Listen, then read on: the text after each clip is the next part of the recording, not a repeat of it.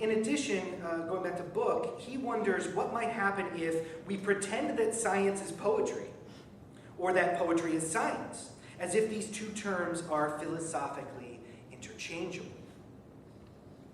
I think this strategy can be described as sharing an affinity with Deleuze and Guattari's distinction between royal science, read efficient productivity, and nomad science, read expedient adaptability, which I interpret as an extension of D&G's concern with the differentiating between the molar and the molecular, i.e. the fixed and the malleable.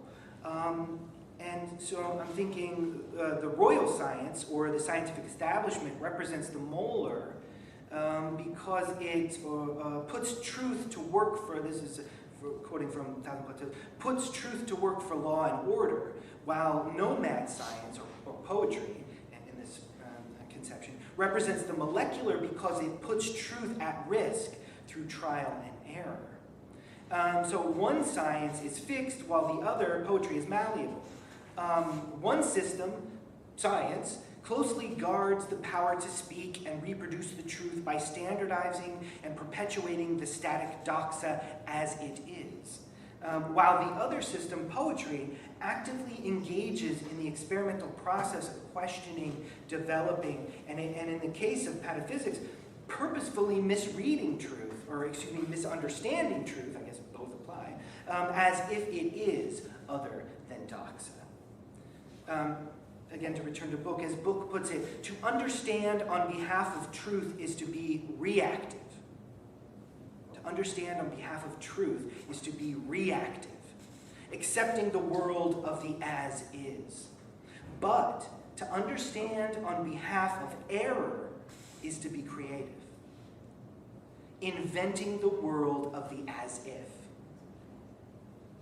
This creative, molecular, nomadic impulse is the same force that, well, Book identifies as underpinning many of the avant-garde literary movements of the 20th century.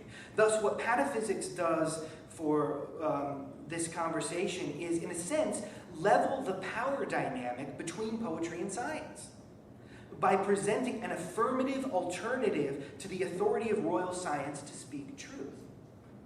The greater implication being whosoever holds the power to speak the truth also holds the power to define truth in the first place. Alas, although I am drawing near my time limit and my page limit, I have actually not even disclosed the particulars of the two specific essays that Deleuze wrote about pataphysics. So hopefully, this lack will suggest the fullness of the research potential by demonstrating that it's only possible to skim the surface of these connections here today. But let me touch really briefly, quickly on those two short essays that Deleuze wrote, and then conclude with a claim about possible avenues for further inquiry.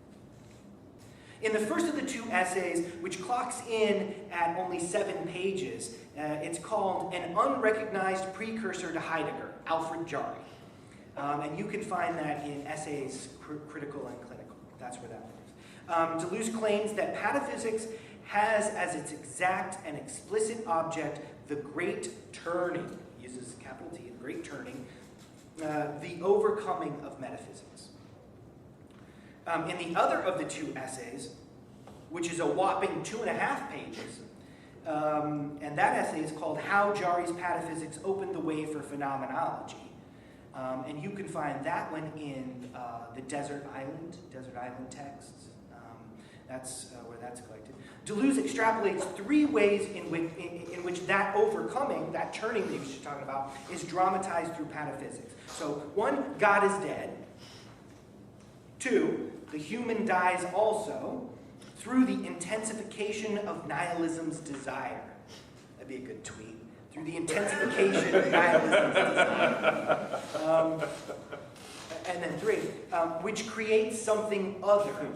And then Deleuze says about this other, conceived as a force already at work in human subjectivity, but hiding in it and also destroying it.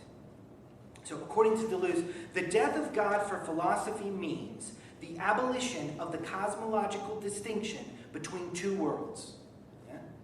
the metaphysical distinction between essence and appearance, the logical distinction between the true and the false. The death of God thus demands a new form of thought, a transmutation of values. Pataphysics then offers, I think, a tantalizing model for approaching this new form of thought, because, as I've pointed out, it works on the principle of irreducible singularity, giving privilege to the particular, to the anomaly, the exception, the accident, and chance, all of which serves as the motor of a more molecular, chaotic approach, and also because it eliminates duality through a process of conjunction, that rhizomatic both and. Whereby science and poetry coexist simultaneously rather than contentiously. And play interweaves affirmatively with serious inquiry, or as Deleuze describes it, black humor and white seriousness. So once God is dead, the human must die too, because it cannot be a matter of replacing the idea of a supreme God with the idea of a supreme human as the focal point of existence. And of course, this is the how did I put it? But I was just going to say, this is the mess up or the major error of the Enlightenment project, sort of sticking humans in there. Because as Deleuze puts it, quote, in changing places, nothing has changed. The old values remain in place. Thus, this new form of thought must necessarily resist either a theological or a humanist approach. I'm almost done. Instead, what is needed is something other. Deleuze writes, quote, this something other is conceived as a force already at work in human subjectivity, but hiding in it and also destroying it. And here he sort of nods at Rimbaud's Something Things Me. So another way of rendering this something other is to think of it in pataphysical terms, perhaps as the epiphenomenon of humankind. I think this is a particularly interesting and productive reframing of the concept of the post-human, because it concurrently performs the two paths generated by the force of this revaluation. That is, both the path of actual history and the development of technology, and the path of poetry and the poetic creation of fantastic imaginary machines. Thus, I maintain that by bringing to light the valuable reciprocal insights provided by the Deleuze-Jarry connection, a revaluation of their relationship will yield a significant heuristic device for rethinking the post-human.